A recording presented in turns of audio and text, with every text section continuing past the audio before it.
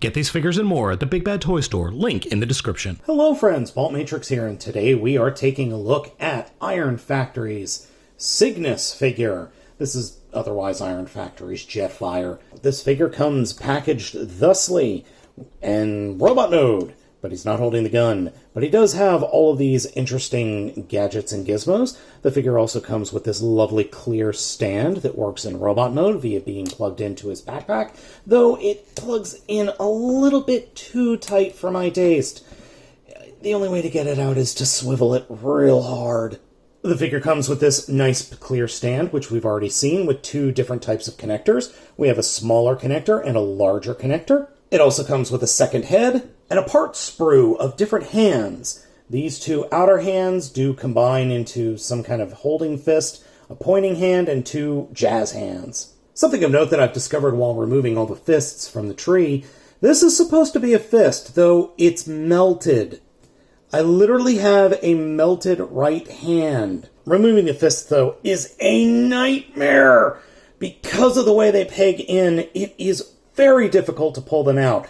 Thankfully, there are styrations here to cut down on the plastic, therefore cutting out the vacuum that appears with a solid piece. So it's doable, it's just really hard. Also, getting his head on and off is incredibly difficult because the ball joint that the head rests on is just a smidge too big for the hole at the bottom of the head.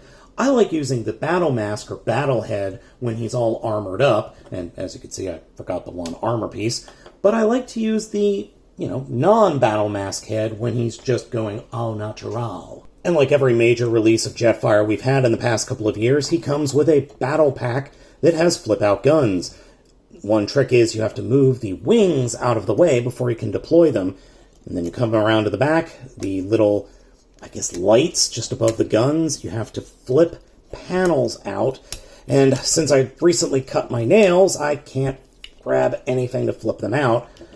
And then go like that, and fold out the cannons. I guess you could just flip them out and then push them back later. And voila! Cannon mode! Or shoulder cannon mode! It's a nice touch. Plus, then with his normal gun, and then his wrist guns, he looks really cool. I like this. I like it. I like this idea. It's been done before, but the detailing on the weapons is incredibly nice, and the overall feel of the figure is also incredibly nice. Removing all of the armor bits is very easy. It does take a little bit of effort to get them all on and off.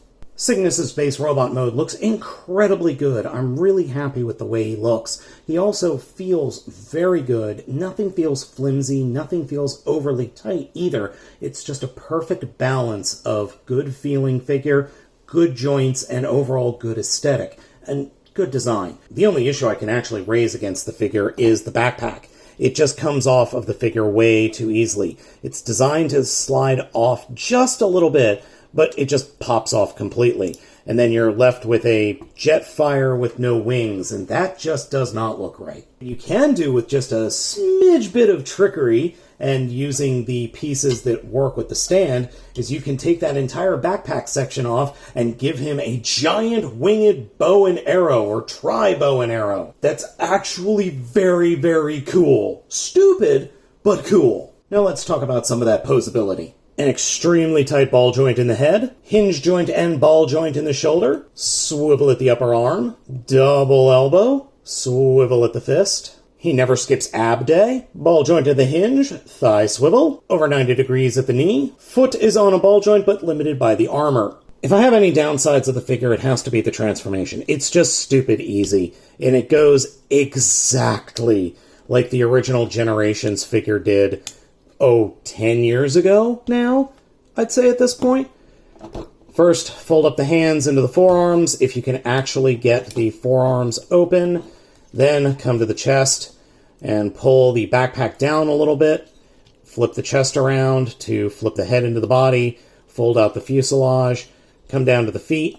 First the heels. Fold the heels up along the actual engines and peg them into the back of the legs. Like that. Then fold up the toes and fold the feet up underneath the engines. And then collapse the legs by first combining them together, or I should say attaching them together. Open up the knees and then slide the legs down, closing the knees again, which, I got something lined up wrong. Then unpeg the backpack, slide it down, and peg it into the back portion of the knees to hold the vehicle mode together, and then fold the arms down and peg them into the top of the legs there, and flip out the nose cone. And here we have the jet mode, and yes, it is literally just the figure falling forward on his face and flipping a few pieces out, and then a few pieces folding up. Yeah, it's the equivalent to Bumblebee turning into a car. I get that. And let's face it, it looks like a robot underneath. I can't deny that. I can't even say anything to it other than, yeah, you're right. Yeah, you are. Can't argue with you there. But there are some good things about it. First, you peg the gun into the bottom. That fills up the area under the fuselage and also gives you a little wheel to fold out.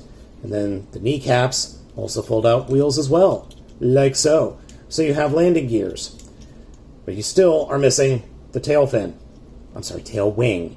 Well, that's where these pieces come in, and they peg in to the sides, and then the guns peg into the sides, and then the cannons peg in to the top, like that. And we have a full Valkyrie now. It's still not exactly the same, but you get what we're going for here. Now, there is one little cool thing about the stand. There is another piece that comes with the stand that literally just goes over this section here and holds it sitting on the stand. I'm not going to show you that because you kind of can guess how it goes on the stand. However, I found that the figure in its jet form on the stand. Now, there is one extra piece that we need to talk about, and that is this little black piece. And this is for the stand in jet mode.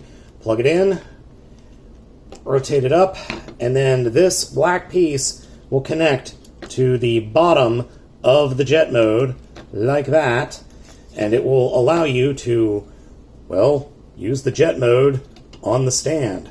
Otherwise, you kind of have to futz with it and fiddle with it, and it doesn't really work. Though, the connection is very loose, so even though it looks cool on the stand, it's super wobbly. Overall, I think IronFactory did a very good job with Cygnus.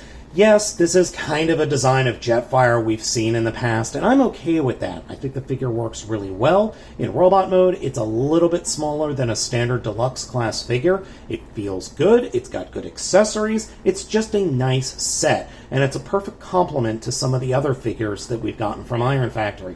Unfortunately, I've kind of gone a little bit cold on IronFactory, though this one has kind of heated up that passion a little bit more. So I'm really interested to see what else they come out with later. I might even dive into their Bruticus set just because I want to. Thank you so much for watching this video review. Let me know what you think of the figure down in the comments, hit that like and subscribe button, and be sure to hit the bell so you're notified when a new video review is released.